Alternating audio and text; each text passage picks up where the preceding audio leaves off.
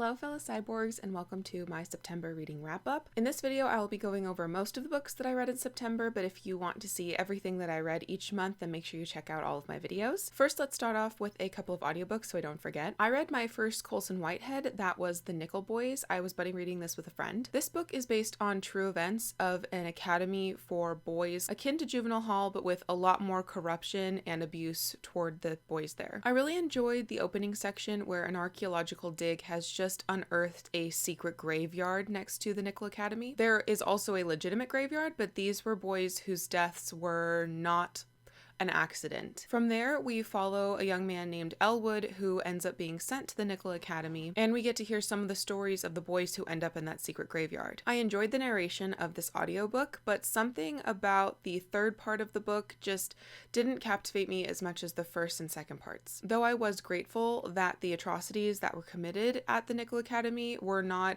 detailed or gruesomely told. So I ended up giving this 3 out of 5 stars, and I would read more by Whitehead, who I'd previously kind of side-eyed because of all of the hype of the Underground Railroad. The next audiobook is Bayou Magic by Joel Parker Rhodes. This is a middle grade book about mermaids, and specifically black mermaids found in the bayou. I heard about this from Ash from Bookish Realm in her Black Mermaids video. I finally got around to reading it, and there was something about it that so many of the elements of this book hit me right at my buzzwords, but at the end of the day when I finished this, I was left not feeling very much. I'm not sure if that was because of the audiobook narrator and somehow the way that she told it was a bit sing-songy for a younger audience, but there were so many things in here, including ecological mindfulness, the idea of oil drilling and oil spills being very harmful, and then also a very large exploration into black mermaids, specifically Mami Wata. So there were a lot there working in its favor toward me, but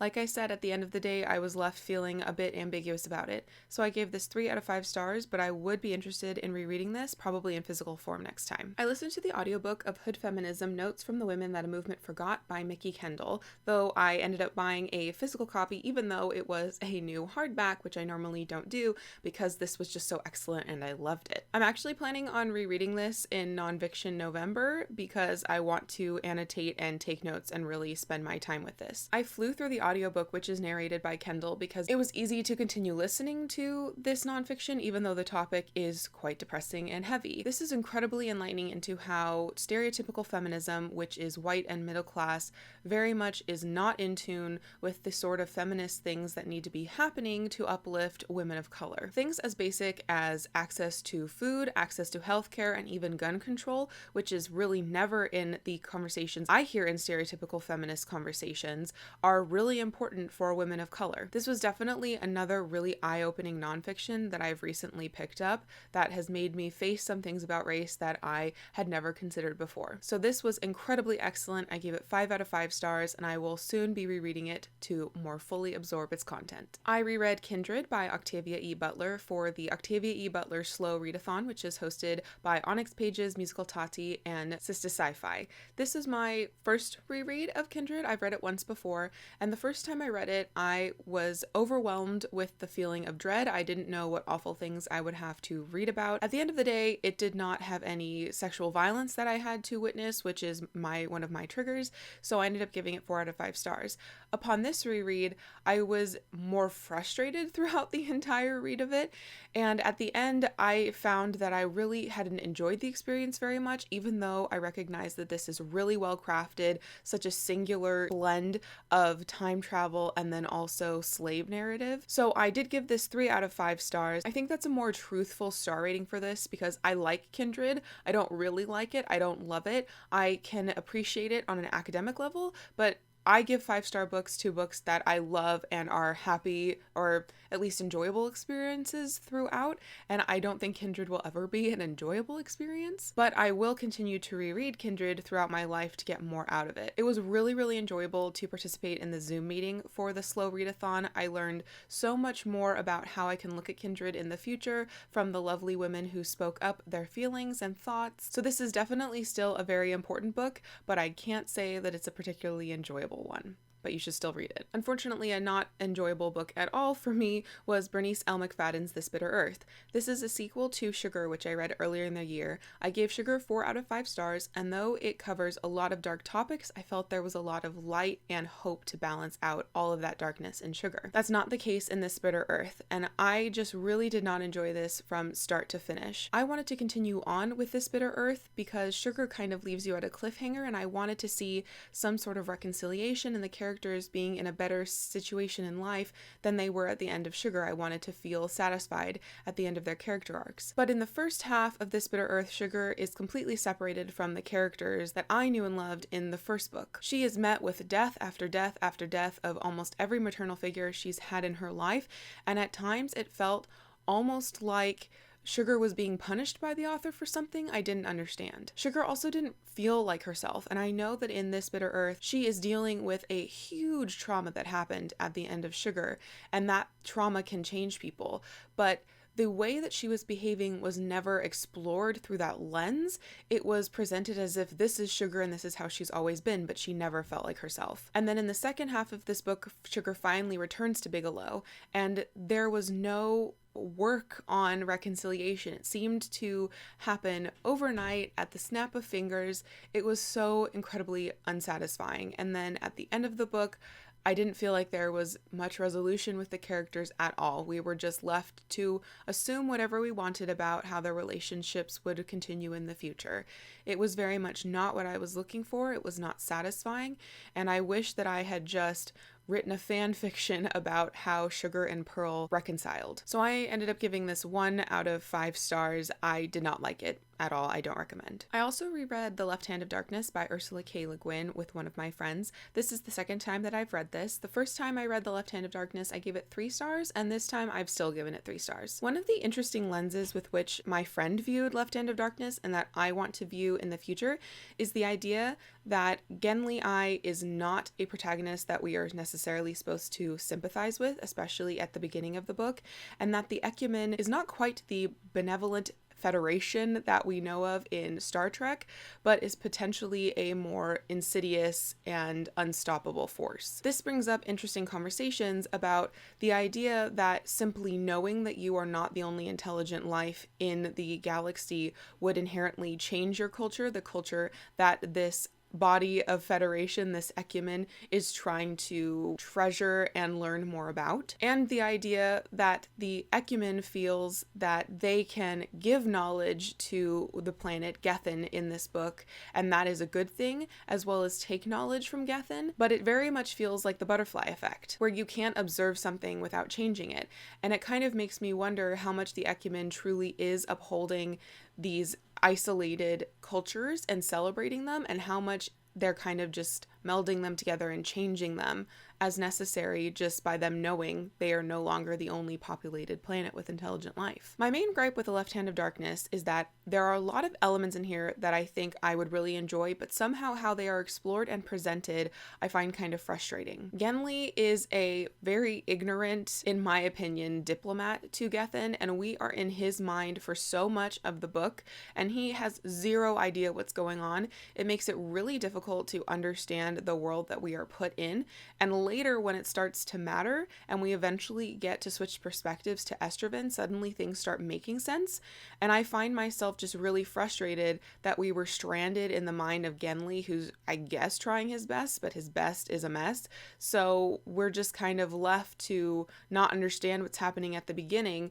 and hope that we can catch up at the end. I also found it really infuriating that Genli just cannot get the sexual binary that he thinks is the way of living out of his mind when he is dealing with Gethenians. They are an androgynous race that only a certain time every month will become either male or female for the purpose of sexual procreation. And so for the most part, when he's dealing with Gethenians, they are androgynous people. They are they, but he labels them as he. And he can't stop trying to genderize the people he meets. He's constantly talking about, oh, they they did this, so that's really feminine. They did this, so that's masculine. And I just found it really infuriating that he, as the trained diplomat, the first contact for them, was not better trained to just like get over it. They knew that this was how the people were, and he should have been better prepared and more professional about it. My friend thinks that the reason why this is so is this book was written in like the 70s, and these were really revolutionary ideas. So maybe this book is not aging very well, because nowadays I'm more like, why is Genly so hung up on this? But maybe in the 1970s, everybody would have been doing the same thing and going like, oh yeah, this is amazing. So I'm not sure. I don't think I will ever love The Left Hand of Darkness, but there are some really interesting conversations in here, not only about gender and colonization or trade agreements, however you want to call what's happening with the Ecumen, but also on the idea of nationalism or patriotism, depending upon your view. Still 3 out of 5 stars, but it was an interesting rereading experience. I finally finished the Winter Night trilogy with The Winter of the Witch, and this is by Catherine Arden. I buddy read this with M.A. Anders. We've been buddy reading the whole trilogy this year, and I liked this quite a bit. I gave this 4 out of 5 stars. This was my favorite book in the trilogy so far, though I expect upon rereading that The Bear and the Nightingale might get a 4 out of 5 stars as well. This picks up right where the second book left off, and at near breakneck speed just goes through the conclusion of this world. I really enjoyed seeing more of the Cierti in this volume. They weren't present as much in the second book, which really hindered my enjoyment of the second book. I was a little bit confused at how these 3 books were split up though, because something pretty dramatic happens at the beginning of this book, and I thought that it would have just fit better as the finale in the second book rather than the beginning part of the third book. So that just very much puzzled me. It did not feel traditional and it felt out of place. But overall, I found the ending to this really satisfying, and I was really impressed that the final battle is actually based on historical events, to the point where Catherine Arden knew what characters needed to be named what, and then kind of, I assume, built their lives back. So at the end of the third book, they could have the fight that historically they did have. So this was a quite satisfying conclusion to this slow, magical trilogy. 4 out of 5 stars, I recommend. I also managed to squeak in Romeo and Juliet by William Shakespeare as part of the Bard Book Club. I don't like Romeo and Juliet. I gave this 2 out of 5 stars. I just get so hung up on the fact that these are like just barely not preteens, Romeo and Juliet, causing so much ruckus and being so whiny and dramatic. There are so many scenes where they're just kind of blubbering and the adults around them are trying to get them to just be sensible, since they want to be acting like adults but clearly emotionally aren't. And I also find that the blood feud between the Capulets and Montagues is just really infuriating, and any member of the family who just suddenly wants to draw his saber, I just want to bop them on the head. They just are so incredibly immature. There were some really gross and creepy imagery in the graveyard toward the end of this though, so that was nice and Halloween-y feeling, but for the most part, I just find this whole premise and these characters insufferable. And bonus, the 2 confidant adult characters to Juliet and Romeo are just equally useless. So 2 out of 5 stars. I guess I get why this is so popular, but I don't like it. I also finally got to the Greek play Philoctetes by Sophocles, and this is translated by Carl Phillips. So for those of you who saw my middle grade readathon vlogs, you know that I recently reread Serena by Donna Jo Napoli, which has to do with a mermaid who meets Philoctetes on the island of Lemnos. He's been stranded there because he has a snake bite, and his warrior friends don't want to have to deal with him crying and potentially dying on their boat, so they just strand him on this island and go fight. So this play is the story of Philoctetes not necessarily being stranded on the island, but when Odysseus the douchebag and his people come back to Philoctetes because they specifically need his bow and arrow to defeat Troy. I read the whole play and I guess they're Greek, so they have to defeat the Troy, I guess. They have to have his bow or him, and they're going to get this bow no matter what. So the events in this play kind of don't support Philoctetes secretly having a mermaid wife, because he is in so much pain and his leg is so incredibly neglected that I know Serena would have taken better care of him. So we have to believe Donna Jo Napoli's side of history or Sophocles' side of history, and I think you know which one I'm inclined to believe. So I think the main crux in this book is not necessarily Philoctetes, but Neoptolemus, who is the son of Achilles. His father is dead. He's hanging out with Odysseus, and Odysseus tells Neoptolemus that he needs to trick Philoctetes into giving him the bow. They don't need Philoctetes. He's still got a snake bite and is useless. We just need the bow. You need to lie to him and trick him to get this bow. And the bulk of this is about Neoptolemus at first having to decide if he believes that this is a moral way to get things done. It's kind of a question of, do the ends justify the means in your actions? And this also poops all over Odysseus, which I am pro because he is a D-bag. But for the most part, Philoctetes just kind of cries and whines through it, and I really wanted to hear more from Philoctetes from a play called Philoctetes, but I guess he's like the inciting incident or something to the greater moral questions between Neoptolemus and Philoctetes, and they do have many a chat, but I found myself at the end going, okay. So I gave this 2 out of 5 stars. Didn't love it. Wasn't a complete waste of time, but I'm interested in reading more Greek plays, ancient Greek plays, and hopefully getting more out of them than I did with Philoctetes. And then I have just 3 children's picture books for this month. I really wasn't feeling the children's picture books, apparently. This is Animal Dads by Sneed Collard III, illustrated by Steve Jenkins. This is a nonfiction book about animal dads with picture cutout illustrations, which are lovely.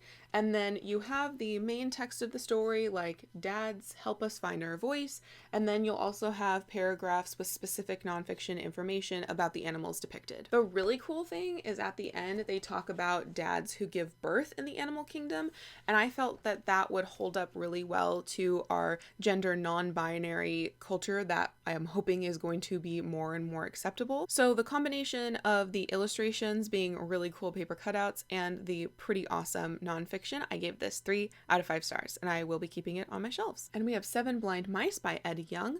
So have you ever had that joke of one man feels this object and he says it's a rope, one man says it's a palm leaf, one man says it's a mountain, and then at the end it turns out it's an elephant? This is that story, but with very simple and interesting, striking illustrations. I really enjoyed how the background was black, I suppose to remind the reader that these mice are blind, and I really liked how each mouse is a different color and their guesses are colored as well. So this was a fun book, a fun illustration of that proverb joke thing, and I gave it 3 out of 5 stars. And then we have Zomo the Rabbit, a trickster tale from West Africa by Gerald McDermott. This is the story of the rabbit who wants wisdom, and he has to go through 3 trials to prove to the god that he deserves the gift of wisdom. I enjoyed the illustrations of this trickster tale, and I also enjoyed seeing how Zomo, though he's really cunning and he's clever, he's really not long-sighted. He ends up ticking off 3 pretty powerful creatures, and at the end he gets wisdom, but